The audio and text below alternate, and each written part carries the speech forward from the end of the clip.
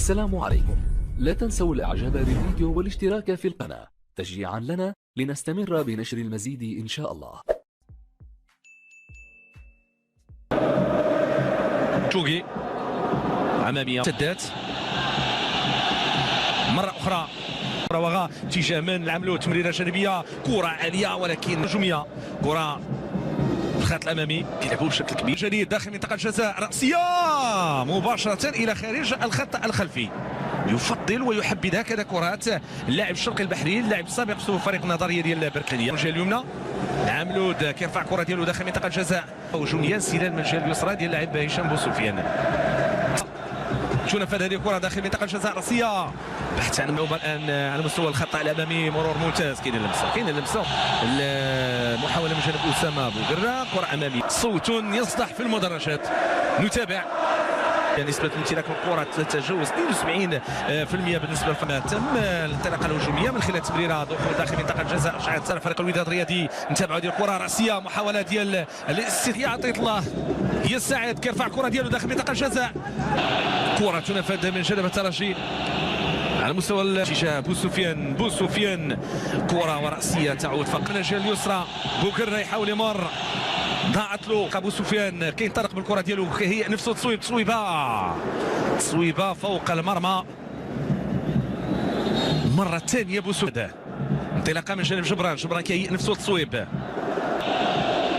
كره في الخط الامامي الانزال بهذه الطريقه يسرى مكان اسامه فرج ضاعت له اسامه الرياضي في المدرجات يتابعون الوصول للعملوت ما تمكنش رجعت هجمه مرتده مضاده الكره لجبران تغيير كلي جهه اليسرى تنافسيه ونجم كيرفع كره ولكن التغطيه جبران كيرفع كره اماميه الجهه اليمنى العملود كيرفع كره ديالو داخل منطقه الجزاء راسيه محاوله اخرى للشرقي البحري كأني به يهيئ نفسه المره الاولى والثانيه والثالثه كره داخل منطقه الجزاء راسيه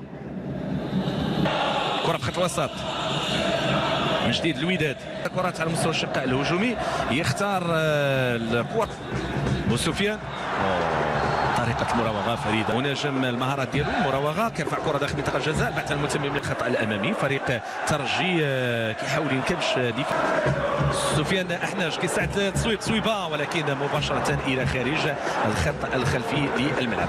هي واحده من المحاولات وواحده من الفرص كبيره فريق الوداد بوسفيان تصويبه ديالو اماميه محاولة ديال التصويب عن بعد أول محاولة بهذا الشكل بهذه الكيفية هذه ديال بوسفيان من الجهة اليسرى انطلق بالكرة في الشق الهجومي جبران كينطلق كيرفع الكرة ديالو كرة ودادية في الخط الأمامي حكى جانب أمين أبو الفتح نشوفوا هنا تصويبة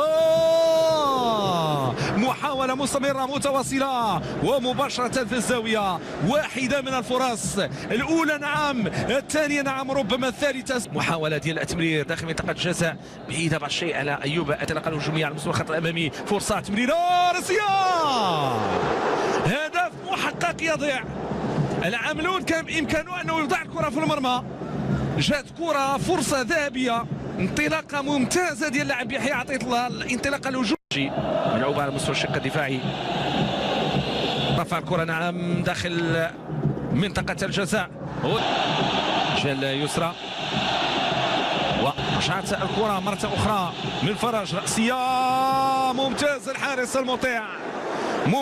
الحارس مطيع يبعد الخطر يسعد للتنفيذ يحيى عطية الله من جانب اوغبلو اونوتشي تصويبه مباشره الى خارج الخط الخلفي للملعب المقربه من القائم الايمن هجوميه العملو تمريره داخل منطقه الجزاء اعاده الكره على حسام الدين غشه